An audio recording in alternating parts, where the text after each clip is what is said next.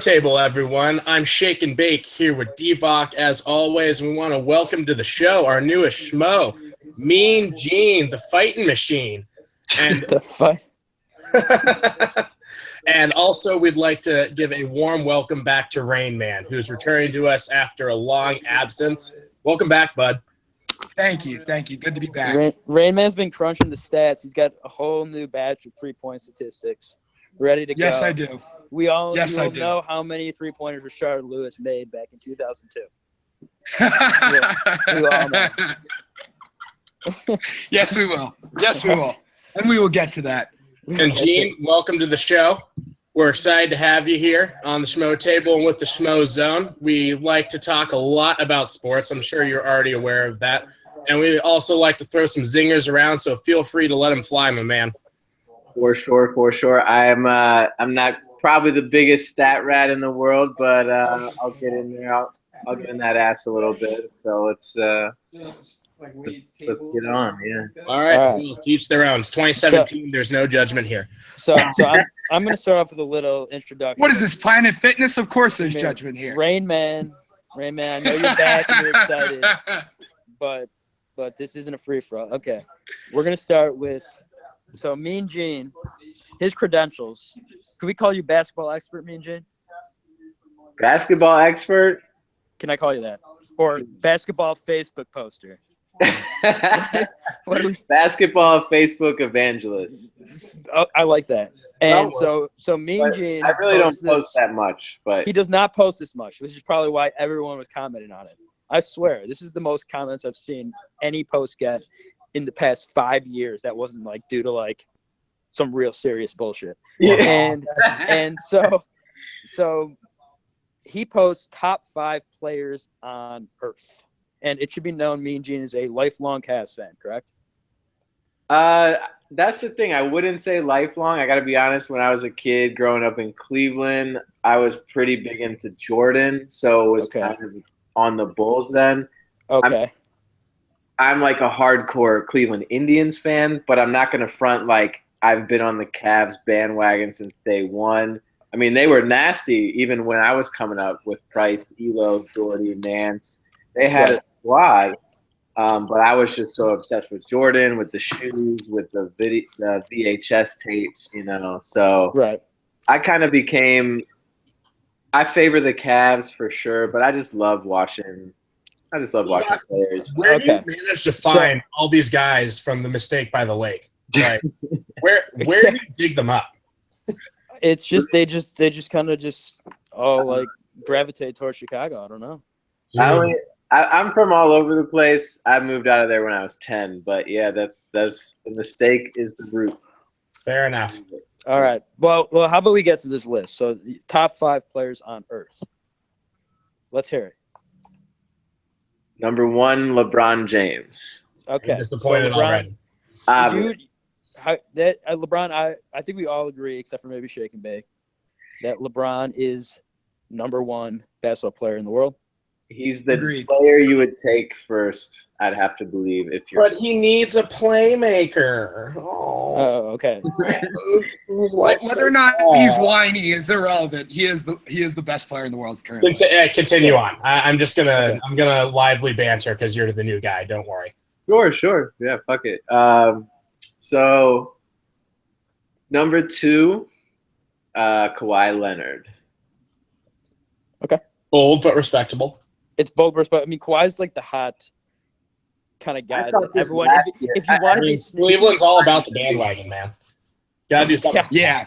But I feel like Kawhi is like the guy, like people who are like sneaky and want to like pretend like they know a lot about basketball. I'm not saying that's you, Mean Gene, but people want to pretend like they know a lot about basketball. They're like, no, Kawhi, because he's in San Antonio, no one talks about it. So Kawhi is a fantastic player. I can't really argue with that.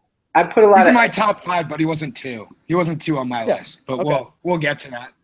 There's a lot of emphasis in my top 5 in playoff performance, in finals performance, as well as all around game. Finals MVP. So he's definitely earned that. I got to go with Anthony Davis at number 3. Right, and this is.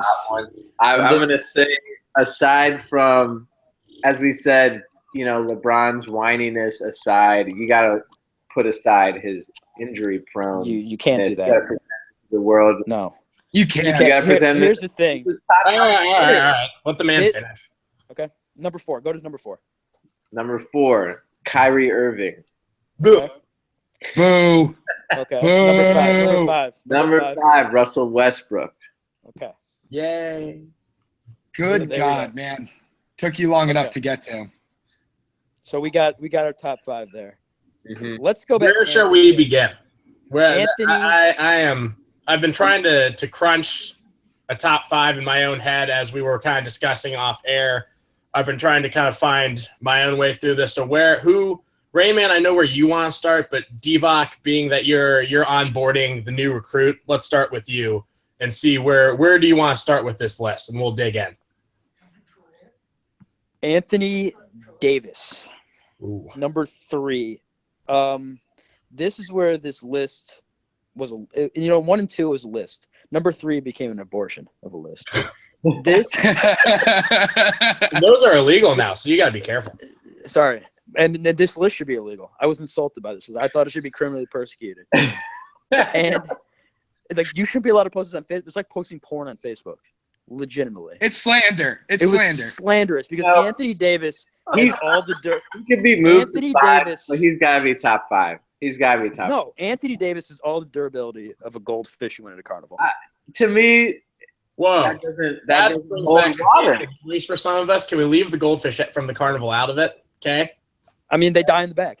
I mean, And Anthony Davis, you can't rely on your leader who can't be on the court.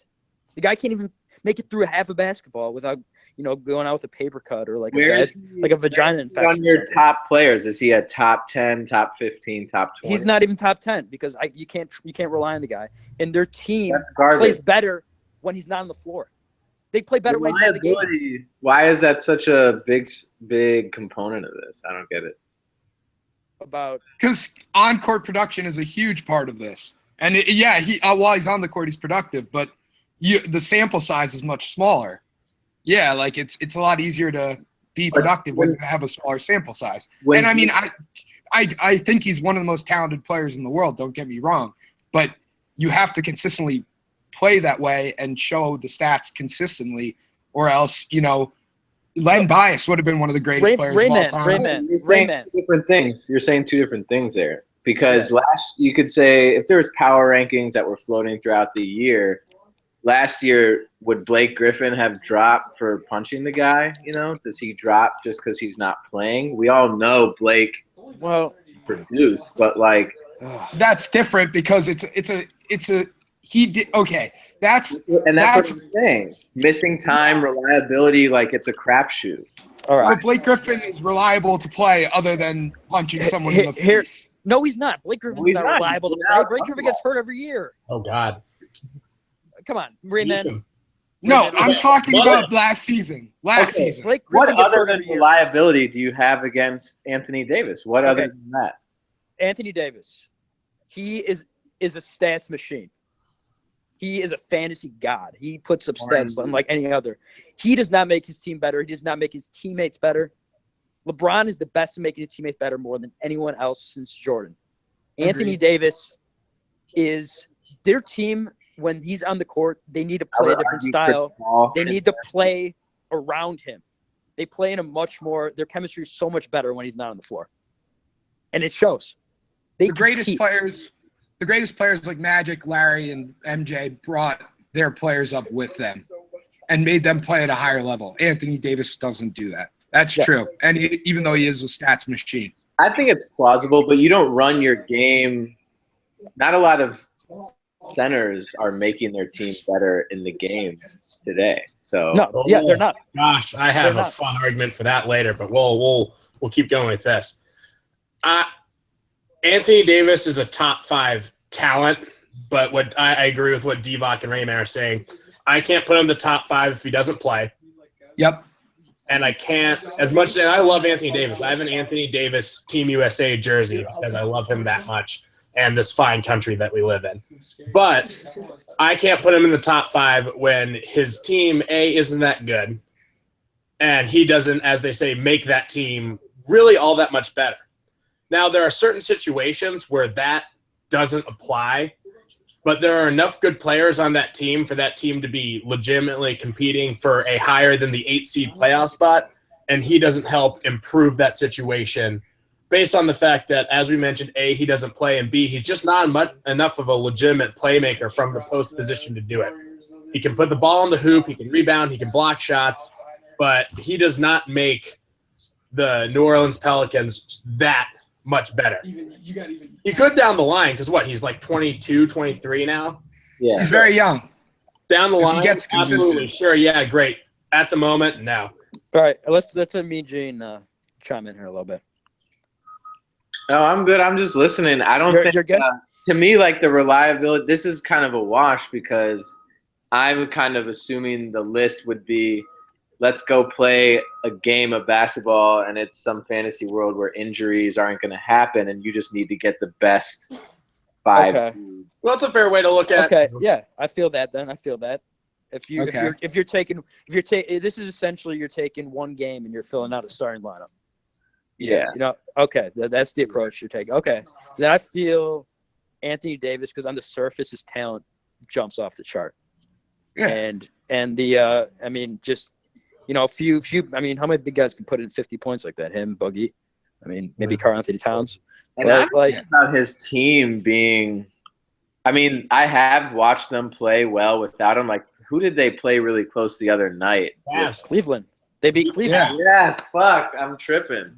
Yeah, they beat your Cavs. I tried to badly. block that out of my head because it was so We do allow psychedelic drugs on the Schmo table, so you're fine with it, man. Don't worry. I didn't watch that game, so it figures I blocked that one out. Yeah, but Even how Okay, about Boogie? How about Boogie? So the big debate is the best big man in basketball between Boogie and Anthony Davis. And Boogie. I'm If we want to go reliability, I wouldn't be too offended by switching those two out. Okay. I'd be pretty interchangeable. So, at least even for talent, Boogie's up there. For my list, Boogie is in my top 5 in the NBA. Yeah. Yep. Because of the fact that he plays every game that he doesn't get ejected from.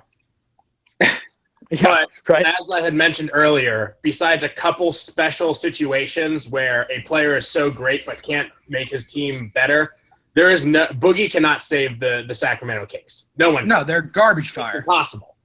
It's absolutely impossible to save the Sacramento Kings Maybe at the moment. But he had still averages like 6 assists a game. Yeah. He had the highest usage rate since Wilt Chamberlain back in the 60s. I mean, as a center, that's absurd. He had 38. Rayman, why do you know that, Rayman? You're studying your stats. Why do I not? Why do you not? Why know do you? that? So me and Gene, if you don't know, you obviously don't know, but to put it in context, Rain Man has about several Ben McAdoo-sized plate sheets of just basketball stats that are laminated and sit by his bed. His name's making sense now. It's starting. Yeah. You know how like most people. But that's why they're laminated, so they're easy to clean. You know how most people late at night, they watch like adult videos. Like Rain Man just like looks at like laminated. Ben McAdoo plays, but NBA stats. Okay, so let's get back to the big things about the list. Can I putting chime in? Kyrie? Yeah, Kyrie Rain, I'm just gonna let you loose on Kyrie. Go ahead. Holy you're fuck. chopping. Oh my God. All right. So Kyrie's not even one of the top 3 point guards in the league right now. Chris Paul. Whoa. Chris Paul is leading the league in plus minus. Steph Curry is on track to shoot 315 threes in a season, which is the second highest. He made the first highest with 402. And, and also Russell Westbrook is averaging a triple-double, something that has not been achieved since Oscar Robertson. Kyrie Irving has no defense, no defensive ability at all, and his offensive ability is lacking behind Steph Curry and Russell Westbrook. I do not understand this pick at all. He has less assists than all of them. He has less playmaking ability than all of them. He's the secondary option on his team, whereas the rest of them are the primary option. Steph Curry has changed the 3-point specialist role from a role player to an actually primary scoring option. Chris Paul is All right, one of the best. Rayman, this is Okay. Rayman. This is like a 30-minute podcast. I know. Sorry, that's my fault. I let the muzzle off and let the dog go. Yeah. Oh my God. All right. Oh my God. Fuck He Steph is. Curry. That kid would Mean have Gene. 12 Mean points Gene. a game in the 90s. I don't even want to hear about Steph Curry being one of the greatest 3-point shooter of all time, for sure. But I'm in this pick, you got to understand. Well, shit, what would LeBron do in the 90s if every time he got touched, he put his hands in his face, cried, and then But LeBron would beast, and then he would adjust. He's a beast. LeBron would beast in the 90s. LeBron flops all the time. He would not have stood up to that. He would have cried. He's playing in the environment. He's playing in this environment. If he grew up during that time, you think he'd still Well, you can't say that about Steph then either, who doesn't. Yeah, that's what I'm saying. He's playing in this environment too. You can't knock him for that. Look at the skill set. What does Kyrie Irving do better we need to than get some more Steph? organization here. Let's go back to Kyrie. Let's go back to Kyrie. What does Kyrie do better than Steph? Handles are 10 out of 10. No. Yeah. No. Steph Curry's. I don't care about pre-game dribbling routines, in-game handles. You watch Kyrie, watch all the highlight tapes. Who makes the most ankle-breaking crossovers? It's always Kyrie. Steph has Steph, Jamal. did you see him break Chris Paul's ankles? Chris Paul is one of the best point guard defenders of all time, and he broke his fucking ankles. Did anyone see Karis LeVert break Wayne Ellington's? God, that was wonderful. That was awesome. That was awesome. Steph Curry's ankles last year in the final. Top 5 player. Steph Curry's not one of the best defensive point guards. It's not a relevant comparison. Okay. Steph Curry is not good on. Okay. We're talking about I need ankle to breakers. mediate something here. Kyrie's the king. Kyrie's the king ankle breaker in the league. All right, I need to step in. Rayman, I don't want to hear it anymore. I'm done. KD, and James Harden. Those were the 2 big omissions from your list. Is the big snubs from your abortion of a list? KD was a emotional snub. Yeah. How do we justify that? Harden, I can't put over Westbrook because Westbrook's averaging a triple-double. I mean, the fact that I put Kyrie as 4th and not Westbrook above him was more of like that Homer bias. It was a Homer move. It was Homer bias. That's fine. Or is a Homer. I mean, I firmly would pick Kyrie right now over Russell Westbrook if I was choosing. And I know he's not the better player. But okay. Kyrie on the team after the finals. I would never pick. All right. So here's the difference. I'm gonna my turn to go in on Mean Gene, the fighting machine. Mean Gene. Yes. Do you remember a crappy Cleveland team before LeBron James that had Kyrie Irving on it? Yes. What was the greatest achievement they had while Kyrie was just the superstar of the Cleveland Cavaliers? As he was a rookie. Kyrie, and the answer is Kyrie's rookie sophomore MVP. That's the answer. Because they were trash. They were trash. They were absolute trash. Russell Westbrook has a slightly better team than that team. Slightly. Not by much. Yeah. He is averaging a triple-double by himself and carrying his team to playoffs. 7th or 8th year in the league? That's fine. He is averaging a triple-double on a shit team in a better conference and not the 8th seed. Like they are legitimately fighting for 4 through 6. Now, they're not going to win the West, obviously. That's a fucking given.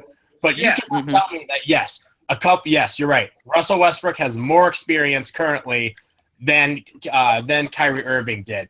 But there is no evidence to support the fact that Kyrie Irving could carry a team by themselves better than Russell Westbrook could. By himself. We apparently have two things to compare. That's not important to me, though. That has to be important, man. If you're a one-man – because think about it. Because this team currently, this Thunder team, is eerily similar to LeBron's first Cavs teams that were also trash, but LeBron was so good. This team has a ton of nice size. You look at their interior game, Cantor and Adams. Yeah, Cantor and Adams, yeah, sure, great, awesome. Wrong. Rebounds are important in the game. So they are, and Russell gets a lot of them, more than either. That's true, but those 10 a game! 10 a game as a point guard.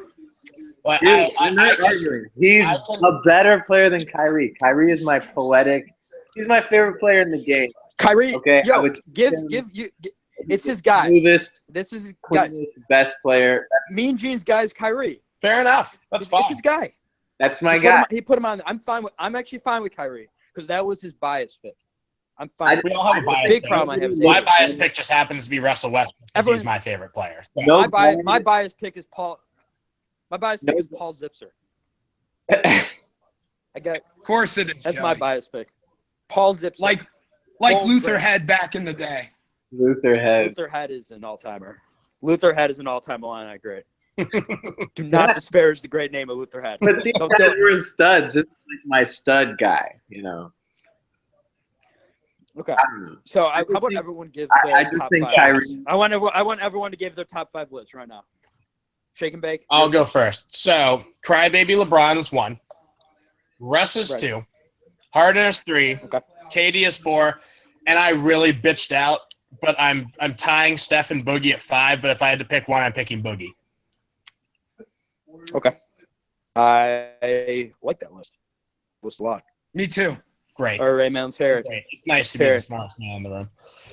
All right, mine would definitely be LeBron, Russ, Steph, and then KD and Boogie. Okay. Yeah, Mm-hmm. that's my list. And I am going with LeBron. Number 2 for me.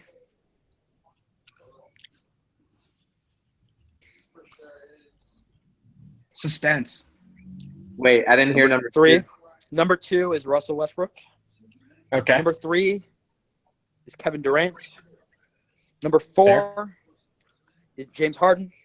Oh, And number 5 is Boogie Cousins. hell no. Okay. So the number great 6 is outlier. Steph Curry. Who is 5? Yeah, that's fair. So the great outlier. I think Boogie Cousins is one of the best centers we've seen in the past maybe 2 decades.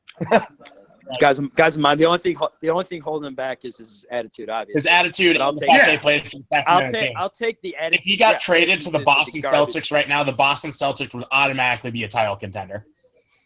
Yeah. You know Boogie is great because that Kings team would literally win like 5 games without him. Yeah. When he's not on the Maybe worse floor. than any of these Sixers teams.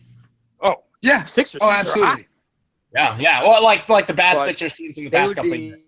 They're so God bad. when he's Embiid not on has the brought court. them back. Embiid is the man. Yeah. You want Embiid is the man. Embiid is But the process. so guys, here's the great outlier that we briefly touched on at the start, but we've been yelling at each other for all this time that we have neglected the fact that Kawhi Leonard is Mean Gene's number 2 player on this list. So Yeah. we will. I'm gonna put the leash back on Rayman. Slip Divock a Vicodin so he calms down and let you explain and defend Kawhi Leonard at number 2.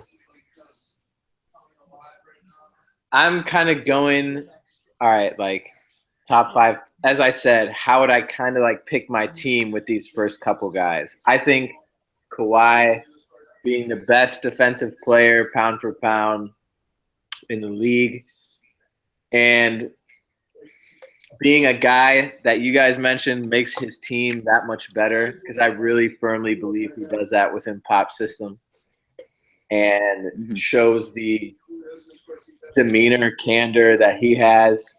I mean, he's a great to me. So he's a number 2 for how much he can add to the team and just how much he performed. Getting a finals MVP, that's kind of like the ultimate reward for me. It's the Purple Heart. The Purple Heart. Okay. Oh, wonderful. So, Yep. anyone else want to start? On Kawhi? On Kawhi Leonard, I mean, it's hard to argue any of that because Kawhi is such a great player, and Yes. you could definitely make a case for him for the top 5, easy. I agree. Absolutely. Number 2 is stretching it. So, Like, so yeah, it's- Kawhi for me is one of those great mysteries. As me and Gene, obviously you wouldn't know this either, but as I've said on this program before, I think that there is an argument in the NFL over who's the best wide receiver because I don't believe that there's one that's the best. I believe there's one A through F. And there's just this group that's too big to really define who's the best because of all the different things that they all do so well or do so similarly well. Kawhi Leonard is one of the reasons that making a top 5 list of players is so hard for all the reasons you just mentioned. But the only reason I keep him out is because, to a degree, he's never had to carry a team because he grew up with the Spurs big three. So that's fine. That's well and good. That's a great way to learn how to become an elite player in this league. But 2, currently, even for as important and as great as he's doing currently, that team still relies so heavily on LaMarcus Aldridge, and that's obviously it's part of being on a team. But I just don't see him doing – this is hard to say, but like the most plain way to say it, or the reason I keep him off is just because of all the pieces of the Spurs, I don't see him doing something that like a Russell Westbrook is doing or James Harden is doing now in his new role as point guard. Right. Speaking of that, Enes Kanter just fractured his right forearm, so – that'll be fun for the Thunder moving forward. Yep. Are you serious?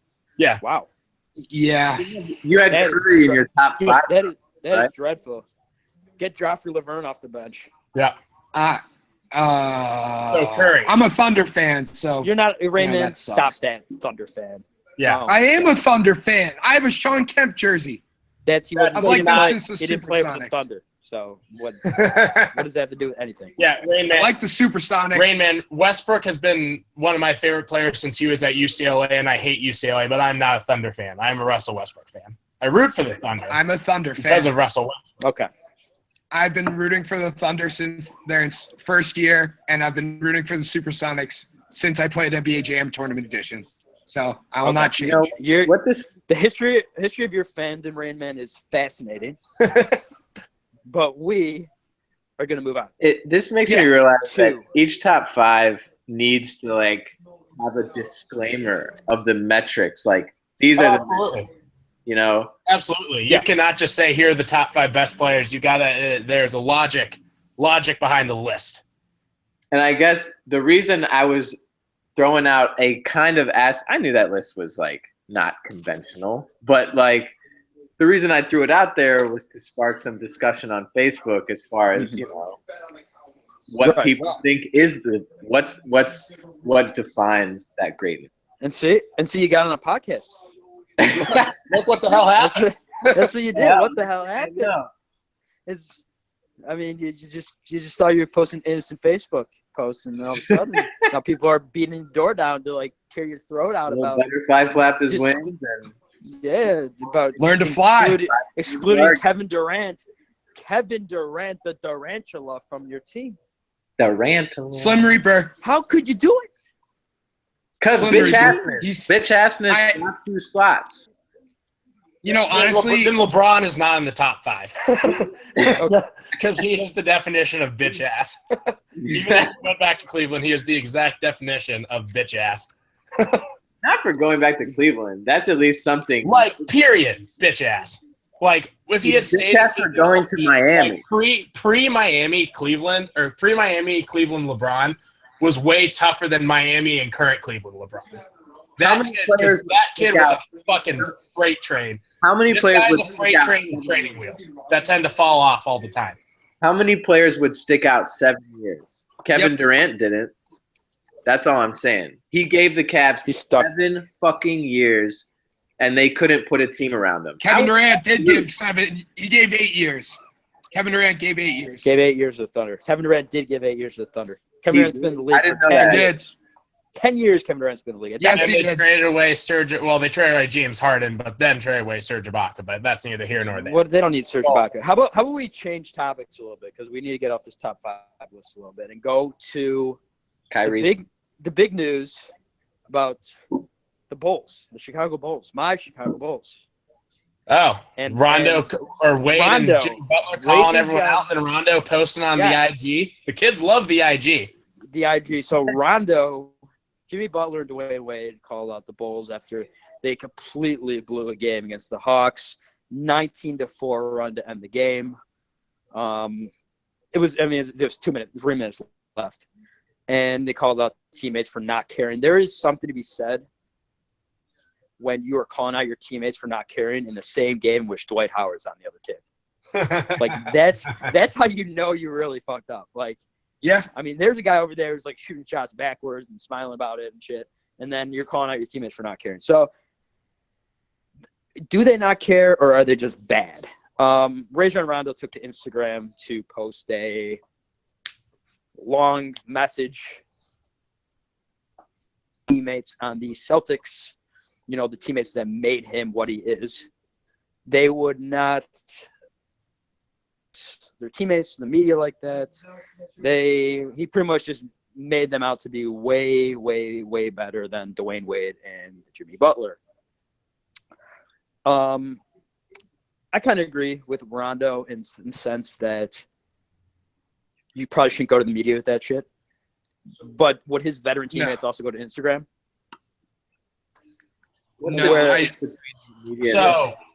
So my opinion on this whole thing, on the Bulls, whether they care, they don't care, veterans go to teammates, go to the media, here nor there. Simply because the Bulls are in the worst position in the NBA of any team. Horrible. Because they are most bad. Average Exactly. team ever. The perfect word, Divock. They are average. Average. What a terrible place to be in the NBA. Ask the Rockets from about like 2003 to 2011 or so. Average. Yep. Only good enough to maybe make it to the conference finals, maybe sneak in the playoffs, maybe never even make the playoffs, but never good enough to really sniff a title when they expect to, because they have the team and the talent on the team that you think could do it, and they have a lot of big names, but those big names can't actually play together. Oh, it must be so frustrating as a lifelong Bulls fan for you, because it's just terrible. It's bad. It's so bad. It's really bad because they really fucked up the offseason. So bad. Yeah. So bad. And They really did. It's just – and you just knew it from the beginning. Rondo's worn out his welcome on 3 straight teams now. Well, he didn't wear out his welcome on the Kings. He was waiting for a big contract from someone, but just the fact that the Celtics and the Mavericks were so done with him by the time that he left that no one wanted to go and hand him the big contract that honestly he kind of earned playing for the Kings last year, because he had a pretty damn good year for the Kings. But the Kings, He did. Oh, I mean, on paper, he had a great. Exactly. He hasn't been a quality asset for an NBA and team since he's been surrounded by 3 Hall of Fame players. And he's not a defensive stalwart anymore. He's not as good on defense as he used to be. I think he could still be an effective defensive player. He just doesn't try. He's effective. He's He's effective, but first of all, all, he doesn't try. Second of all, he's not as talented as he used to be on the defensive end. I mean, he's effective, but being effective is different than utilizing your 7-foot wingspan to be a defensive stalwart, as he did with. He's a 7-foot wingspan? Yeah, something like that. Yeah. Close. Is he really? Yeah. Huh. He has a ridiculous wingspan. That was Mean Jane. Early on. Mean Jane. Now, there's some rumors that Rajon Rondo will be a good fit for the Cleveland Cavaliers. Because they need a playmaker. Oh, big boy. They need a Dellavedova. You mean they need someone who isn't a bitch? A solid backup. Let's call it what it is. Yeah. It's true. You're right. They need someone who just exudes toughness. Rajon Rondo might not be that player. Maybe he would be on a team like the Cavs that is actually good and wins. I mean, used to toughness. I don't know. The Cavs are missing that. Yeah. I think he would be revitalized under the Cavs. I think honestly he would get a second win because he has not. We're cutting you off. Go in on it. Me? Yeah. I lost some connection there. So what was your take on the Rondo situation in the Cavs? About taking Rondo? Yeah. Oh, you guys are cutting out right now. I can't hear you. Uh-oh. Well, that's a problem. Uh-oh. Can you cut this out, Shake and Bake? Hello? Yeah. Hello. Do we have everyone back? Yeah, I'm good. still back. here. I'm here. Rondo to the Cavs. So I would say for Rondo, he has a potential to be a J.R. Smith, a guy that gets revitalized, and he's kind of like really good at a couple aspects of the game. He's kind of a problem off the court. He has that potential I don't know. I liked Rondo early in his career because he was never a whiner. He always kind of had that same game face on. He definitely provoked people and definitely was very subtle about it. But he was a great at one point. Obviously, he has a crutch in his game, but like he was a great as far as effort. He won them a finals with that dive between the legs. You know, that's like an iconic play. So we know it. We know they have it in them. I'm not really that excited about if we picked up Rondo. I wasn't that excited about Korver because he's not a guy that can create his own shot. Yeah, he's like another Channing Frye to me, kind of. You know, like yeah, for sure. I mean, I think Rondo would be a good fit for the Cavs. I mean, Rondo, I think needs to rediscover himself and what made him. I mean, I'd take a great piece to the Celtics. I'd take him if we didn't have any other ideas. I mean, that's something. He adds some value for sure. Mean Gene, if you had your pick of the litter, like, and within reason, if you could add a playmaker, quote unquote, to the Cleveland Cavaliers right now, who would it be?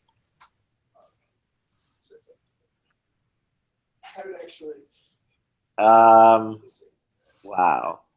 A pick of the litter, but within reason. That's such a good question. You're not adding Steph Curry or Russell Westbrook. Right. I'm saying like some stud that would still be like, oh shit. I would without trading the Cavs. Only most of the Cavs.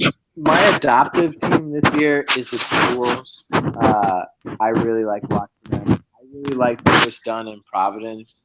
I think experimenting with Chris Dunn in the future would be cool. I don't know if he'd be the answer for this year. If we could get like a Devin Booker, that would be crazy. If we could get what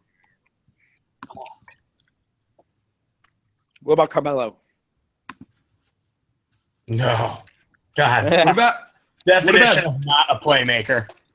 What about Darren Williams? Derek Williams? Darren Williams. Oh, you will. We pass on Derek Williams. Like you could, no, Darren Williams you could get for relatively cheap, and he is a decent playmaker still at this point in his career. He's not amazing, but you wouldn't have to trade the farm for him. I'd rather have Rondo over him because Rondo can pass better. He's pick and roll. Like we're a good pick and roll offense. I agree. That's a tough one. I think. So I have two ideas for the Cavs. I was talking about this earlier. Obviously. So the first one that I think you can get that will be a salary cap hit, but you could get for a reasonable price. And if the Cavs are legitimately dedicated to, if all the Cavs and their players are legitimately dedicated to winning more than one championship, they can make this happen. The first one is Goran Dragic. I like that. Older, savvier player. The Heat want to unload his contract. You probably wouldn't have to give up a ton. Yes, some draft picks here and there down the line probably. But you could find a way to make that work with his contract and or restructure his contract if he wanted to go somewhere to win. But you're bringing Goran Dragic off the bench? Is that what's happening? Yeah, you're going to have to. And you're going to tell Goran Dragic that if you want to win a championship with the Cleveland Cavaliers, you're coming off the bench. Or you play him off the ball or Kyrie off the ball and bring J.R. Smith off the bench, which I don't think he'll like, and you threaten team chemistry. The other one, who you can much more legitimately bring off the bench because of his career statistics, is Ricky Rubio. That's what I was going to say. I am not a Ricky Rubio fan personally because I think his offense stinks and he's not a starting point guard in the NBA. But his ability to break down a defense and see the floor and be just another ball carrier that the Cavs need, or ball handler, that the Cavs need, is something that could legitimately benefit them. That's why I'd rather have Chris Dunn. I love the Wolves right now. But they're not going to. You're really on some serious shrooms that I need to talk to you about off the air if you think that the Wolves will give up Chris Dunn and try and keep Ricky Rubio instead. And you can get Ricky Rubio for probably a reasonably cheap We're price. talking about the future. His Chris Dunn's ceiling much higher as a scorer. Yeah, but the Cavs would have to trade a lot more to get him, and they wouldn't want to develop him. They'd want someone who could win now. Goran Dragic is low-key not attainable. Like, didn't he just sign a max deal? Not a max deal. He signed a big deal. Hence potential contract. The Heat are shopping him. The Heat are shopping him. Yeah, they're shopping him. There's the Heat a are garbage work that I would have to do more research. Everybody. Exactly. Another person who also is probably making more money than the Cavs could afford, but is probably being shopped around is either Brandon Knight or Eric Bledsoe. Probably more likely Brandon Knight. Brandon Knight would be the guy. He's been bounced around everywhere. No one seems to want him. He's a journeyman. But he's a guy for the Bucks who averaged 26 and 6. He's the guy who can play ball. Get it in. For me, Brandon Knight, it's a big red flag when nobody wants you. Like, he's just been bouncing around. That's everywhere. fair too. No, that's not a red flag. I don't want Brandon Knight. In the NBA, that's a good sign. Red flag. That means you can. No, it's not a good sign. It's Michael Carter-Williams. That's what it is. It's a better sign than it is in the MLB. I'll tell you that much. I don't know. I mean, I think it's when you're bouncing around teams in terms of like when you're supposed to be, because no one seems to be able to find a place for you. I mean, Brandon Knight is getting, the Pistons didn't want him, the Bucks didn't want him, the Suns don't want him anymore. I mean, no, these teams aren't even good. Being serviceable in the NBA is harder than being serviceable in the NBA. That's all I'm saying. Yeah, it is. It's harder to be relevant in the NBA than it is to be in the MLB. True. But yeah, I mean, but it's still a red flag. It's a red flag when I think I would take Brandon. Like the Bucks should go to the Bulls and they're like, here, you want Michael Carter-Williams to give you for Tony Snell? We could get Brandon. It's a red flag for me. For a good deal. You don't just trade people for Tony Snell. It's not like. But okay. Let's go. I think we got to wrap this up, Shake. I think so, and I think we're gonna have to. So how about before we go, Super Bowl picks? We have a whole week. Super Bowl guys. We have a whole week before the Super Bowl. Don't forget the Pro Bowl's still on. No one's talking about the Pro Bowl. We are gonna ignore the Pro Bowl. Cool. Completely ignore it. Let's move on. Super Bowl pick. Hey guys, on the next edition, we have just pounded the NBA. Let's cool our tempers. Okay. Tempers are high, emotions are strong. Let's table the Schmo table for this week, and we'll come back to the Super Bowl next week. Me and Gene, we're glad to have you here on the Schmo Zone. Thank you for joining us on the Schmo table. Raymond, glad to have you back. Divock, a pleasure as always, my friend.